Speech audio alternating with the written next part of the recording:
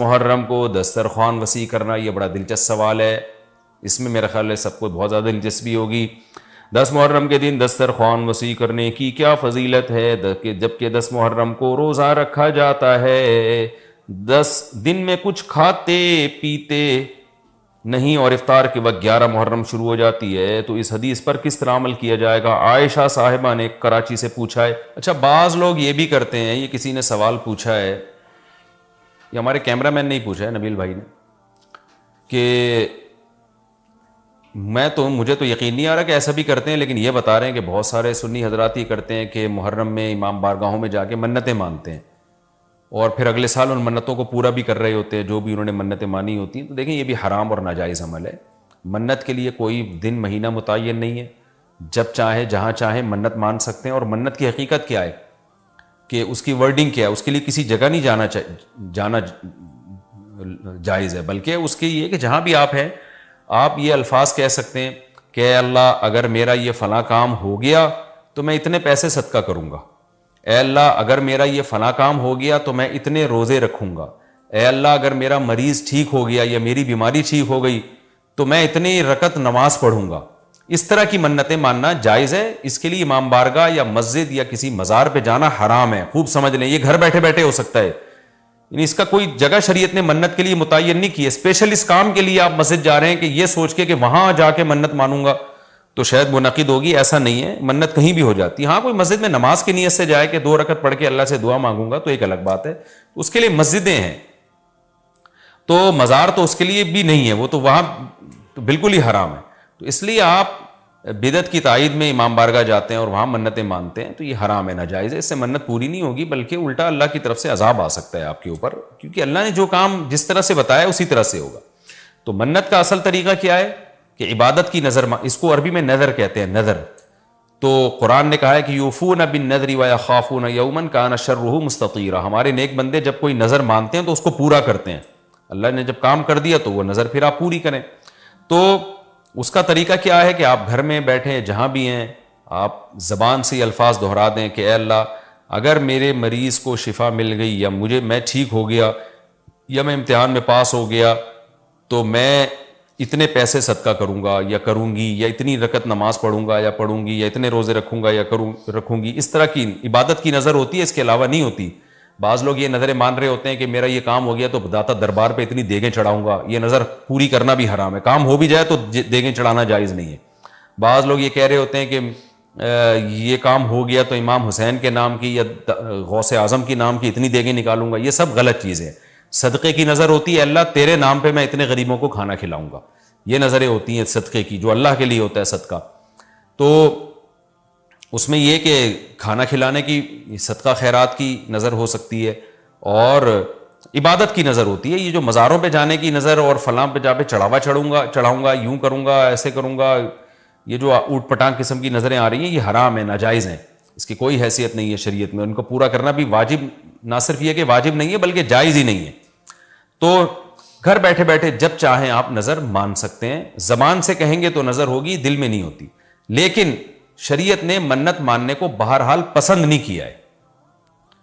نبی صلی اللہ علیہ وسلم نے فرمایا کہ جو نظر مانتا ہے نا وہ تقدیر کو تو نہیں ٹال سکتا، اللہ اس کے ذریعے کنجوس سے پیسہ نکلوا دیتے ہیں، یعنی تقدیر میں بیماری ٹھیک ہونا ہوگی تو ہو جائے گی، کامیابی ہوگی تو ہوگی، وہ تو، لیکن کیا ہوتا ہے کہ بندہ ٹھیک ہو جاتا ہے اور جو آدمی کبھی صدقہ نہیں کرتا اس بہانے اس کی جیب سے، کنجوس کی جیب سے پیسے نکل جاتے ہیں، ویسے تو دے نہیں رہا تھا صدقہ تو اللہ نے بیماری میں ڈال دیا، چل اب منت مان تاکہ میں بیماری ٹھیک کروں اور تو اب پیسے نکال یہاں سے۔ تو کنجوسوں کے ذریعے، کنجوسوں کا پیسہ نکلوانے کے لیے یہ کام ہوتا ہے، بے نمازیوں کو نماز پڑھوانے کے لیے، جو روزہ نہیں رکھتے ان کو روزہ رکھوانے کے لیے۔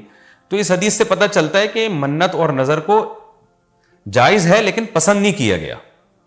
علماء نے اس کی وجہ بیان کی ہے کہ یہ ایک طرح سے نا اللہ سے ایک طرح کا مقابلہ چل رہا ہے کہ اللہ میرے مریض کو یا مجھے ٹھیک کر دے تو میں اتنے روزے رکھوں گا، یعنی بارگیننگ ہو رہی ہے اللہ تعالیٰ سے کہ اگر نہیں ٹھیک کیا تو میں نہیں رکھتا، جا بھائی، اے اللہ اگر میں پاس ہو گیا نا تو میں 1,00,000 روپے صدقہ کروں گا، اگر نہیں ہوا تو ہم بھی صدقہ نہیں کر رہے۔ تو ایک طرح کا نا مقابلہ چل رہا ہے۔ عبدیت یہ ہے کہ اللہ تو مجھے پاس کرے گا تو بھی 1,00,000 روپے دوں گا، نہیں کرے گا تو بھی 1,00,000 روپے دوں گا، اس لیے کہ میں تو تیرا بندہ ہوں، لیکن تو مجھے ویسے ہی پاس کر دے امتحان میں، چاہے میں 1,00,000 دوں یا نہیں دوں، میں تو تیرا بندہ ہوں، میں تو فقیر ہوں۔ فقیر بارگیننگ تھوڑی کرتا ہے، سیٹھ صاحب آپ نے مجھے اگر 100 روپے دیے نا تو میں بھی آپ کا فلاں کام بنا دوں گا. فقیر کہتے ہیں اللہ کے نام پہ 100 روپے دے دو, میں فقیر پھٹا پرانے کپڑے میرے, میں کیا کروں گا یار آپ کے لیے. تو اللہ سے بھی بھکاریوں کی طرح مانگنا یہ اللہ کو زیادہ پسند ہے. منت ماننا بھی جائز ہے لیکن پسندیدہ کام نہیں ہے. ہاں جس طرح سے امام بارگاہوں میں یا مزاروں میں جا کے منتیں مانی جا رہی ہیں وہ بالکل حرام ہے, بالکل ناجائز ہے. اور اس کے لیے محرم کا دن متعین کرنا یہ سمجھ کے کہ اس میں منت زیادہ پوری ہوگی, یہ بھی حرام ہے, ناجائز ہے اور بدعت کی تائید ہے. اس سے آپ سب لوگ اجتناب کریں, اس سے گناہ ملتا ہے. اچھا جی, اب میں آتا ہوں جی محرم میں دسترخوان وسیع کرنا کیسا ہے. اس بارے میں ایک روایت ہے کہ عاشورہ کے دن جو اپنے اہل و عیال پر دسترخوان وسیع کرے گا, ان کو کھلائے گا, تو اللہ اس کے رزق میں برکت دیں گے. یہ روایت سند کے لحاظ سے کمزور ہے.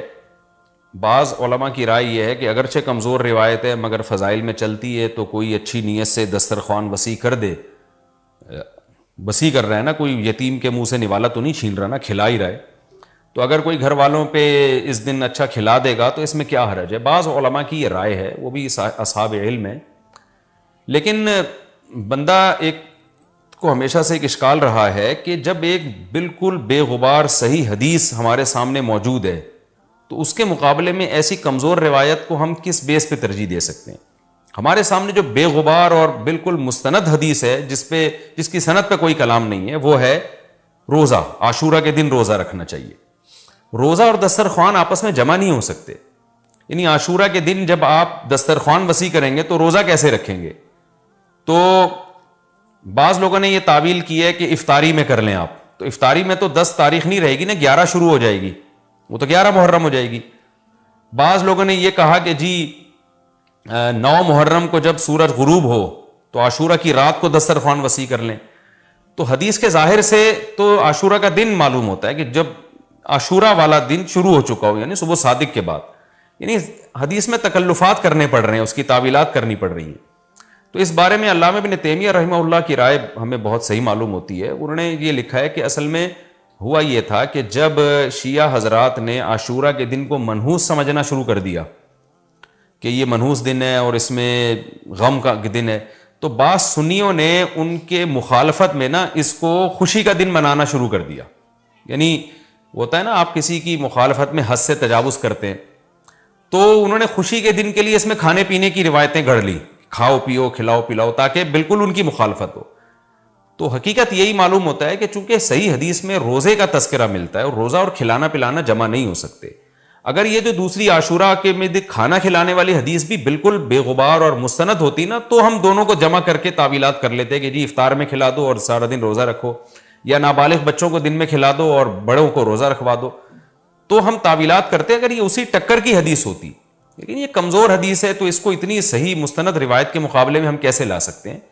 تو وہ ابن تیمیہ رحمہ اللہ کی بات کافی معقول معلوم ہوتی ہے کہ بعض شامی لوگوں نے یہ روایت کو گڑھا ہے صرف شیعہ لوگوں کی دشمنی اور مخالفت میں, کہ اس کو خوشی کا دن. تو عاشورہ کا دن تو نہ غم کا دن ہے نہ خوشی کا دن ہے, عبادت کا مقدس دن ضرور ہے, تو برکت کا دن ضرور ہے. تو اس لیے اس میں صحیح بات یہی معلوم ہوتی ہے کہ یہ کھلانا پلانا والا جو روایت ہے یہ ہمیں صحیح معلوم نہیں ہوتی. روزہ رکھیں, اور افطاری میں تو ویسے ہی دسترخوان وسیع کرنا چاہیے. افطاری میں سموسے پکوڑے جلیبیاں بچوں کو کھلائیں تاکہ ان کو روزہ رکھنے کی اور زیادہ حوصلہ افزائی ہو. تو اس لیے ہماری رائے اس میں یہی ہے کہ عاشورہ کے دن بس روزہ ہی کی فضیلت ہے, دسترخوان والی بات ہمیں ٹھیک معلوم نہیں ہوتی. کیونکہ اس کے مقابلے میں جو ہے نا, دسترخوان والی حدیث کے مقابلے میں زیادہ صحیح حدیث ہے جو روزہ تو کھانا پینے سے اجتناب کا نام ہے, اور افطاری میں تو ویسے ہی آدمی کھا لیتا ہے, وہ اس کے لیے پھر ضرورت نہیں ہے الگ سے ہمیں کسی روایت کی. اچھا بھائی, بیوی کی خالہ اور پھپھی محرم ہے؟ کیا بیوی کی خالہ محرم ہوتی ہے؟ عبداللہ صاحب فیصل آباد سے. نہیں جی, بیوی کی خالہ محرم نہیں ہوتی, اپنی خالہ محرم ہوتی ہے. بیوی کی ماموں, بیوی کے پھپھا, بیوی کے چچا, بیوی کی بھتیجی, بیوی کی بھانجی, یہ سارے نامحرم ہیں. لوگ سمجھتے ہیں میری بیوی کے جتنے محرم ہیں وہ میرے بھی محرم بن گئے. ایسا بالکل بھی نہیں ہے, اتنا فری ہونے کی ضرورت بالکل بھی نہیں ہے آپ کو. جب بیوی کی بہن آپ کی محرم نہیں ہے تو باقی کون آپ کا محرم ہو جائے گا؟ تو صرف بیوی کی اماں, نانی, دادی, دادا, دادا تو ویسے ہی مرد ہیں. جو نانی، دادی، پوتی، نواسی، بیٹی، یہ سب آپ کے لیے محرم ہے. یعنی بیوی کی بیٹی جو ستیلی بیٹی کہلاتی ہے، یہ بیٹی کی بیٹی ہو گئی، وہ بھی ستیلی بیٹی ہے. تو بیوی کی اماں، بیوی کی نانی، بیوی کی دادی، یہ سب محرم ہے. یعنی بیوی کے اصول اور اس کے فروع، ماں باپ اور اولادیں، یہ سب آپ کے لیے محرم ہیں. اس کے علاوہ جتنے رشتے ہیں بیگم کے، وہ سب آپ کے لیے نامحرم ہیں. اگلا سوال بھی ایسا ہی ہے بھائی، محرم اور نامحرم رشتے کا اصول بتا دیں. کیا چاچی نامحرم میں سے ہے؟ محرم اور نامحرم کے درمیان فرق کرنے کا کوئی اصول ہو تو بتا دیجئے. ام حبیبہ کراچی سے کہہ رہے ہیں اگر اصول ہو تو بتا دیں. ظاہر ہے اصول ہی نہ ہوتا تو پتہ کیسے چلتا ہے کہ کون محرم کون نامحرم. دیکھیں اصول یہ ہے کہ زندگی بھر جس سے آپ کا نکاح کبھی بھی نہیں ہو سکتا وہ آپ کے لیے محرم ہے، اور جس سے کبھی بھی کسی بھی ٹائم پہ نکاح آپ کے لیے جائز ہو سکتا ہے وہ آپ کے لیے نامحرم ہے. مثال کے طور پر مرد کے لیے اپنی سالی، مرد اپنی بیوی کی بہن سے نکاح نہیں کر سکتا جب تک بیوی زندہ ہے. بیوی کا انا للہ ہو گیا یا طلاق ہو گئی تو اس کی بہن سے اب یہ نکاح کر سکتا ہے. تو اس سے پتہ چلا کہ بیوی کی بہن سے جو نکاح حرام ہے وہ وقتی طور پہ حرام ہے، ہمیشہ کے لیے حرام نہیں ہے. تو اس لیے بیوی کی بہن ہمیشہ کے لیے نامحرم ہے. آپ کا کسی خاتون سے نکاح ہوا، لوگ کیا کرتے ہیں، جی میری وائف ہے تو اس کی بہن تو چونکہ اس سے میرا نکاح نہیں ہو سکتا لہذا وہ تو میری بہن بن گئی. ایسا بالکل بھی نہیں ہے. آپ کی جو وائف ہے اس کی بہن آپ کی نامحرم ہے، اس کو آپ سے پردہ کرنا پڑے گا اور آپ اس سے زیادہ فری نہیں ہو سکتے. زیادہ کا مطلب تھوڑا سا بھی فری نہیں ہو سکتے. تو اسی طرح اپنی جو چچی ہے یا ممانی ہے، ماموں کے مرنے کے بعد ممانی سے نکاح ہو سکتا ہے، یا ماموں اگر ممانی کو طلاق دے دے تو بھی نکاح ہو سکتا ہے. اسی طرح چچی ہے، یعنی آپ کے چچا کی جو وائف ہے، چچا کے مرنے کے بعد چاچی سے نکاح ہو سکتا ہے. لہذا چچی بھی نامحرم ہے، ممانی بھی نامحرم ہے. تو چچی پر لازم ہے کہ اپنے دیور کے بیٹے سے پردہ کرے. اسی طرح ممانی پر لازم ہے کہ اپنے شوہر کے بھانجے سے پردہ کرے. تو یہ نامحرم رشتے ہیں.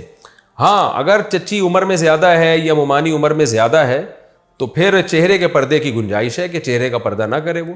لیکن نارملی عام جوان چچی ہے یا جوان ممانی ہے تو اس پر تو بہرحال چہرہ چھپانا بھی ضروری ہے. تو یہ محرم اور نامحرم رشتوں کی ڈیٹیل ہو گئی. حدیث میں آتا ہے یحرم من الرضاعۃ ما یحرم من النسب. نسب سے جو رشتے حرام ہوتے ہیں دودھ پلانے سے بھی وہ رشتے حرام ہو جاتے ہیں، یعنی وہ بھی وہ محرم بن جاتے ہیں. تو اگر آپ کی جیسے سگی خالہ ہے نا وہ آپ کی محرم ہے، تو اسی طرح رضائی خالہ بھی محرم ہے. کیا مطلب، آپ نے کسی خاتون کا دودھ پیا تو وہ خاتون آپ کی اماں بن گئی، اس کی بہن آپ کی خالہ بن گئی اور اس کی اماں آپ کی نانی بن گئی. اسی طرح یعنی آپ نے دودھ پیا کسی خاتون کا تو اس خاتون کے شوہر آپ کے ابا بن گئے اور شوہر کی بہن آپ کی رضائی پھپھی بن گئی، تو اس سے بھی پردہ نہیں ہے. تو یہ ڈیٹیل تھی محرم اور نامحرم کی. فہد صاحب نے کراچی سے پوچھا ہے کہ مفتی صاحب آج 14 اگست کی رات ہے، 2022 14 اگست، تو نوجوان لڑکے لڑکیاں مس گیدرنگ کرتے ہیں، میوزک چلتا ہے، ڈانس کرتے ہیں. یہ تو ان کا سوال ہے لیکن میں اپنی طرف سے بھی ایڈ کر دیتا ہوں. اس میں فائرنگ ہوتی ہے اور خوب ہلا گلا ہوتا ہے. تو آج بھی 12 بجے یہی کچھ ہوگا. ہمارے یہاں ادھر سخی حسن کی چورنگی پوری بلاک ہو جاتی ہے، پولیس والے آتے ہیں ڈنڈے مار رہے ہوتے ہیں پبلک کو. تو یہ سب کیا ہے؟ دیکھیں 14 اگست ہمارے لیے خوشی کا دن ہے اس طور پر کہ ہمارا ملک آزاد ہوا تھا. تو اگر کوئی اس کو یعنی اس کو سیلیبریٹ کرتا ہے، اس کو خوشی مناتا ہے، یعنی آٹومیٹیکلی ایک چیز ہے تو اس میں کوئی حرج نہیں ہے. اچھا اس پہ لوگ 12 ربیع الاول کو بھی قیاس کرتے ہیں کہ جب 14 اگست کو خوشی منانا جائز ہے تو 12 ربیع الاول کو کیوں جائز نہیں ہے. دیکھیں نبی صلی اللہ علیہ وسلم کی پیدائش کے دن خوشی منانا یہ اس کا تعلق مذہب سے ہے، مذہب سے براہ راست ہے. تو مذہب میں اپنی طرف سے ایڈیشن کی اجازت نہیں ہے جب تک شارع علیہ السلام کی طرف سے اس کی پرمیشن نہ ہو. تو ہمارے نبی صلی اللہ علیہ وسلم نے 12 ربیع الاول نہیں منایا، نہ صحابہ نے نہ تابعین نے، تو ہمیں اجازت نہیں ہے. اور یہ جو 14 اگست کو منایا جاتا ہے یہ قومی دن ہے، اس کا اسلام سے براہ راست تعلق نہیں ہے. لہذا اس میں اسلام سے براہ راست پرمیشن کی ضرورت نہیں ہے، کیونکہ اسلام کی طرف سے پرمیشن آلریڈی ہے کہ تمہارے اپنے ذاتی چیزیں ہیں، اگر کوئی ایک دن آپ متعین کر لیتے ہیں تاکہ اس میں لوگوں کے دل میں ملک سے، وطن سے محبت پیدا ہو، تو اس میں کوئی حرج نہیں ہے۔ ہاں اتنی بات ضرور ہے کہ اسلام کوئی بھی دن آپ کو منانے کے لیے اس میں کچھ باؤنڈری اسلام نے کھینچی ہوئی ہے کہ آپ اسلام کی باؤنڈری سے باہر نہ نکلیں، تو وہ 14 اگست کو بھی آپ کے لیے جائز نہیں ہے اس باؤنڈری کو کراس کرنا۔ وہ باؤنڈری کیا ہے کہ بے حیائی کا کام کرنا، کوئی ایسا کام کرنا جس سے لوگوں کو تکلیف ہو، اذیت ہو۔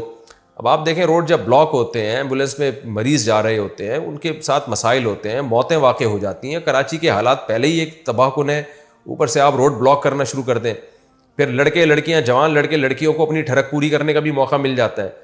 گھروں سے نکلتی ہیں، اماں والدین روکتے نہیں ہیں، چمک چھلو بنی ہوئی گھر سے جا رہی ہوتی ہیں کہ جی آج 14 اگست ہے، اور لڑکوں سے ڈیٹیں لگ رہی ہوتی ہیں اس بہانے، اور مس گیدرنگ ہوتی ہے، اکٹھے ناچ رہے ہوتے ہیں۔ بےہودگی ہے۔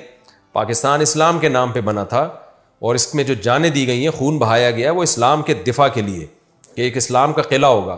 آپ اس طرح سے ایک دن منا رہے ہیں جس میں اسلام کی دھجیاں اڑائی جا رہی ہیں، تو یہ پاکستان سے محبت کی علامت نہیں ہے، یہ اس کا مطلب آپ اپنی ایک ٹھڑک پوری کر رہے ہیں۔ تو ہم آپ کو 14 اگست منانے سے منع نہیں کرتے، ایک آزادی کا دن ہے، اگر آپ اس کو مناتے ہیں اور اس سے ملک کی محبت پیدا ہوتی ہے تو اچھی بات ہے یہ، کیونکہ بہرحال ایک ہمارا ملک ہے، اس کا دفاع کرنا ہماری ذمہ داری ہے، اسلام کا ایک قلعہ ہے۔ پاکستان ختم ہو گیا تو بہت سارے اسلامی ملکوں کا فیوچر داؤ پہ لگ جائے گا۔ تو لیکن حدود کے اندر رہ کے آپ اس کو منائیں۔ بہت دفعہ ایسا ہوتا ہے فائرنگ سے لوگ مر جاتے ہیں، ایسے بہت سے واقعات سامنے آئے ہیں۔ تو کوئی بھی اللیگل کام نہ کریں، غیر قانونی کام نہ کریں، اور غیر قانونی چاہے ملکی لحاظ سے ہو چاہے اسلام کے لحاظ سے ہو۔ مجھے یاد ہے ایک دفعہ 14 اگست پہ زلزلہ آیا تھا رات 12 بجے، ٹھیک 12 بجے زلزلہ آیا تھا، چند سال پہلے کی بات ہے۔ اطلاع ملی تھی کہ ہاکس بے کی طرف اور سی وی یو کی طرف لڑکے لڑکیاں شراب پی رہے ہیں، اور جیسے ہی 14 اگست یعنی 12 بجے ہیں تو لڑکے لڑکیوں نے شراب کباب اور ناچ گانے شروع کیے۔ ٹھیک 12 بجے ایسے کراچی کی زمین یوں ہلی تھی۔ تو شاید اللہ کا عذاب ہو، یہ اللہ نے تنبیہ کی ہو کہ کچھ عقل کے ناخن لو۔ دیکھیں ہم غیر مسلموں پر اپنے آپ کو قیاس نہیں کر سکتے۔ لوگ کہتے ہیں غیر مسلم تو شرابیں پیتے ہیں، نائٹ کلب میں ناچتے ہیں، زنا کرتے ہیں، انہیں کچھ بھی نہیں ہوتا، انہیں کچھ بھی نہیں ہوگا، ان کے لیے اللہ نے آخرت میں سزا رکھی ہے۔ ہم مسلم ہیں، ایک مسلم کنٹری ہے، ہم اگر حدود کو کراس کریں گے تو بہت کچھ ہو سکتا ہے۔ رسول اللہ صلی اللہ علیہ وسلم نے فرمایا میری امت میں جو آخر میں لوگ آئیں گے قرب قیامت میں، ان میں ناچ گانے موسیقی کے آلات عام ہو جائیں گے اور شرابیں پی جائیں گی، تو فیکون فیہم خسف و مسخ او کما قال صلی اللہ علیہ وسلم، فرمایا اللہ شکلیں بھی مسخ کرے گا، لوگوں کی شکلیں تبدیل کر دے گا، بگاڑ دے گا اللہ لوگوں کی شکلیں، اور زمین میں دھسنے کے واقعات بھی ہوں گے۔ تو یہ نبی نے اپنی امت کے بارے میں فرمایا، غیر مسلموں کے بارے میں نہیں فرمایا، وہ تو مانتے ہی نہیں اسلام کو۔ تو مسلمان جب یہ حرکتیں کرتا ہے تو اس میں اس کو اللہ کے عذاب سے ڈرنا چاہیے۔ تو نبی صلی اللہ علیہ وسلم نے ڈرایا ہے ہمیں کہ جب یہ موسیقی کے آلات اور ناچ گانے اور شرابیں پی جائیں گی، جب یہ چیزیں عام ہو جائیں گی تو پھر عذاب کا انتظار کرو۔ اس امت میں ایسا ہوگا۔ غیر مسلموں کے بارے میں نہیں کہا آپ صلی اللہ علیہ وسلم نے، بنی اسرائیل میں بھی دیکھیں جو مسلم تھے نا، انہیں اللہ نے منع کیا ہفتے کے دن شکار مت کرو، انہوں نے پھر بھی شکار کیا۔ تو قرآن میں کیا ہے؟ قلنا لہم کونوا قردۃ خاسئین، ان کی شکلیں بندر خنزیر کی بن گئی۔ حالانکہ فرعونی جو تھے ان کی شکلیں مسخ نہیں ہوئی تھیں، ان کے بعد بھی جو غیر مسلم آئے ان کی شکلیں مسخ نہیں ہوئی۔ مسخ کس کی شکلیں ہوئی ہیں، خراب کس کی ہوئی ہیں؟ جو کلمہ پڑھتے تھے، بنی اسرائیل جو حضرت موسیٰ پہ ایمان لائے ہوئے تھے، ان لوگوں کے ساتھ عذاب آیا۔ تو اس سے پتہ چلتا ہے کہ جب کلمہ گو مسلمان یا مسلمان مرد یا عورت وہ جب کھلے عام اس طرح سے گناہ کرتا ہے، اس پر دنیا میں عذاب آنے کا خطرہ ہے۔ کافر پر عام طور پر دنیا میں عذاب نہیں آتا۔ تو ہم ایک اسلامی کنٹری میں رہتے ہیں، اس طرح 14 اگست کے نام پہ شرابیں پینا، لڑکے لڑکیوں کا مکس گیدرنگ کر کے ڈانس کرنا، اور جو کچھ بےہودگی اور بدتمیزی اور ایک طوفان بدتمیزی کا ماحول بنا ہوا ہوتا ہے، یہ اللہ کے غضب کو دعوت دینے والی بات ہے۔ دنیا میں نہیں بھی آیا تو آخرت میں تو آئے گا۔ تو ہم اپنے ملک سے محبت کرتے ہیں، اور محبت کا تقاضا ہے کہ ہم اپنے ملک کو اسلام کی طرف لے کر آئیں گے انشاءاللہ، ایسے حکمرانوں کو لائیں گے جو اسلام سے محبت کریں گے۔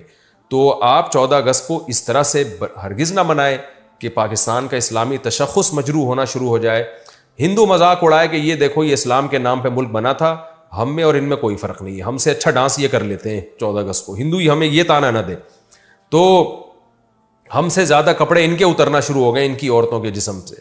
تو یہ ہمیں اگر ہندو تانا دے گا تو آپ کے پاس کیا منہ رہ جائے گا ہندو سے ہندو کو یہ بتانے کے لیے کہ ہم نے اسلام کے نام پہ بنا, اور یہ دے رہے ہوتے ہیں تانا, میں کمنٹس میں دیکھ رہا ہوتا ہوں, ہندو یہ طنز کر رہے ہوتے ہیں کہ تم نے ہندوستان کو توڑا اسلام کے نام پہ اور تمہارے اپنے ملک میں کیا ہو رہا ہے.